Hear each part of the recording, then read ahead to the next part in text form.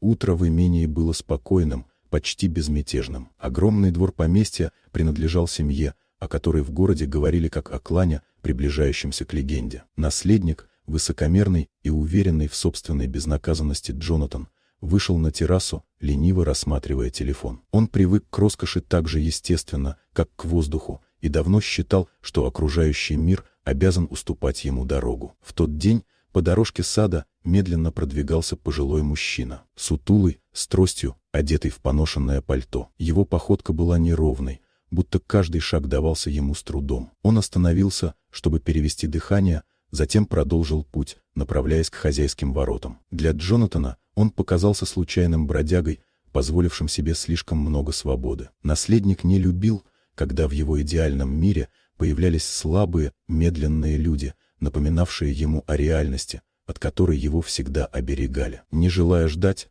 пока старик уйдет с дорожки, он резко ускорил шаг, раздраженно обходя незнакомца. Пожилой мужчина от неожиданности остановился, и этого было достаточно, чтобы Джонатан вспыхнул раздражением. Он оттолкнул его ногой в бок, посчитав, что сделал все, на что имел право. Старик упал на колени, опираясь на трость. Его лицо исказилось от боли, но он не произнес ни слова. Вместо этого он поднялся, словно боялся показать слабость, и медленно отошел в сторону. Джонатан даже не посмотрел назад. Для него это был всего лишь эпизод, стоящий не больше секунды внимания. Только вечером дом погрузился в странную тишину. В кабинет вошел старший слуга и сообщил наследнику, что хозяин, Уильям, которого Джонатан не видел уже несколько дней, просит его зайти немедленно. В комнате пахло лекарствами. На кожаном кресле сидел тот самый пожилой мужчина, теперь без маскировки. Его лицо, хоть и старческое, сохраняло знакомые черты: силу, жесткость, властность. На нем все еще была тень боли от утреннего удара. Это был отец. Уильям давно понимал,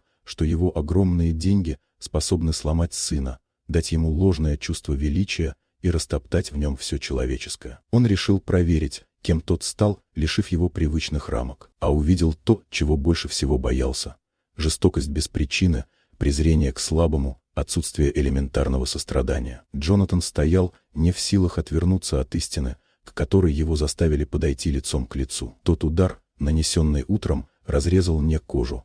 Он разрезал связь между отцом и сыном. Пожилой миллионер, дрожа от пережитого унижения, молча поднялся. Его шаги, хоть и медленные, были твердыми. Он проходил мимо наследника, и каждый шаг говорил громче слов. В этом доме богатство может передаваться по крови, но достоинство — никогда. И в ту ночь Джонатан впервые почувствовал себя по-настоящему бедным.